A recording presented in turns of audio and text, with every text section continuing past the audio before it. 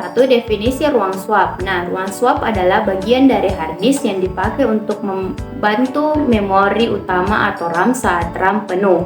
Nah, sistem operasi memindahkan data dari RAM ke ruang swap agar program tetap bisa berjalan meski lebih lambat karena hard disk lebih lambat daripada RAM. Yang kedua, apa arti RAID tingkat 2? RAID tingkat 2 adalah cara menyimpan data di beberapa hard disk dengan tambahan kode khusus untuk memperbaiki kesalahan data.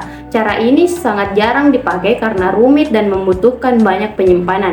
Yang ketiga yaitu definisi dan contoh tentang ruang alamat fisik dan logika. Ruang alamat itu sendiri adalah wilayah memori yang bisa dipakai oleh program. Setiap program mempunyai ruang sendiri, jadi setiap program tidak akan mengganggu program lain.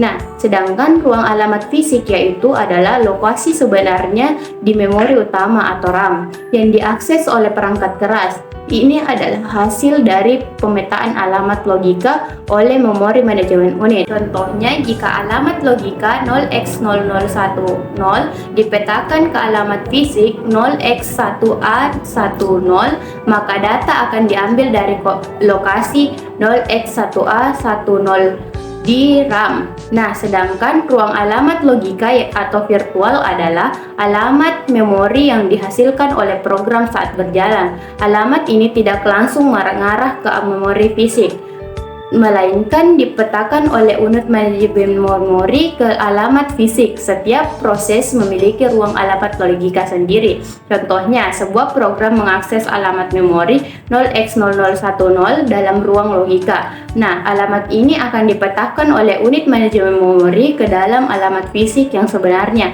Misalnya 0x1A101 di RAM. Nah, 4. Apa yang dimaksud dengan segmentasi?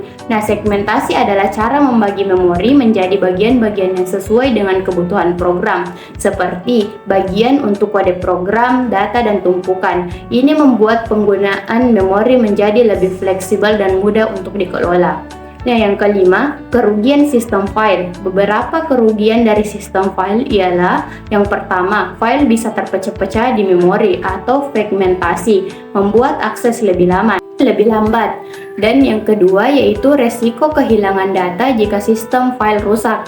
Dan yang ketiga, tidak semua sistem file mendukung keamanan data yang baik. 6. Cara kerja mesin virtual atau VM. Mesin virtual adalah program yang membuat komputer seolah-olah menjadi beberapa komputer terpisah. Nah, VM memungkinkan menjalankan beberapa sistem operasi di satu komputer dengan bantuan perangkat lunak yang mengelola pembagian sumber daya.